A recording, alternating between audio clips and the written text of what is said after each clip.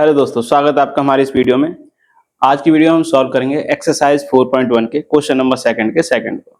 Question है हमारा, the product of two consecutive integers is 306, we need to find the integers. यानी कि हमारे दो धनात्मक पूर्णांकों का गुणनफल है 306, तो हमें जो धनात्मक पूर्णांक है हमारे वो ज्ञात करने हैं हमें।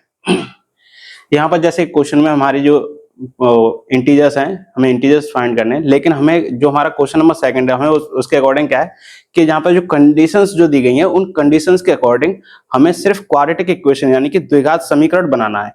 उनके जो समीकरण के सॉल्यूशन नहीं निकालने, हमें सिर्फ समीकरण बनाना है। वहीं तक हमारा ये क्वेश्चन है। यानी कि हमें जो इक्वेशन है बस वो फॉर्म करनी है। जैसे कि क्वेश्चन है हमारा जो हमने पढ़ के बताया अभी, इस क्वेश्चन के अकॉर्डिंग हम पहली कंडीशन है उसके अकॉर्डिंग हम आगे चलते हैं। ठीक है,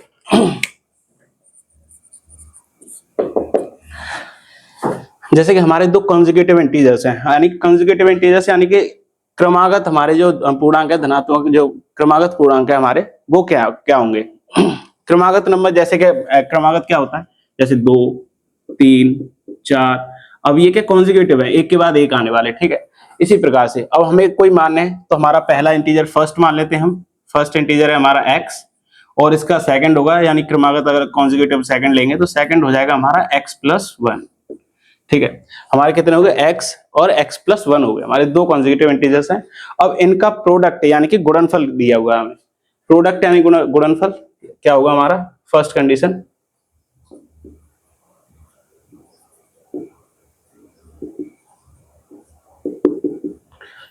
क्या दिया हुआ हमारा, x into x+1 is equal to कितना दिया हुआ है, 306।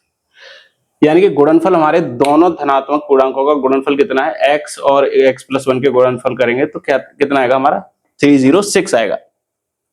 अब हम इस कंडीशन के अकॉर्डिंग क्या करेंगे, हम क्वाड्रेटिक इक्वेशन अपनी फॉर्म करेंगे, यानी कि द्विघात समीकरण बनाएंगे।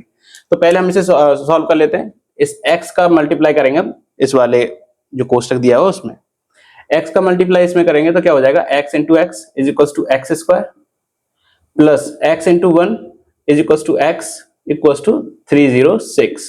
तो यहां पर हो जाएगा हमारा x² प्लस x माइनस 306। अब ये माइनस क्यों, क्योंकि ये प्लस की है, इक्वल टू के दूसरी तरफ ले जाते हैं तो साइन इंटरचेंज हो जाते हैं, प्लस का माइनस और माइनस का प्लस, ये हम जानते ही हैं पहले से। तो इधर ले जाएंगे हम तो माइनस का हो जाएगा, इज इक्वल टू क्या आ जाएगा, 0। तो ये हमारी इक्वेशन बन गई। हमारी इक्वेशन क्या बनी, हमारी इक्वेशन बनी x² प्लस x माइनस 306 यानी 306 बराबर 0। और हमें यही बनानी थी, यानी कि हमारा क्वेश्चन है वो सिर्फ यहीं तक रहेगा।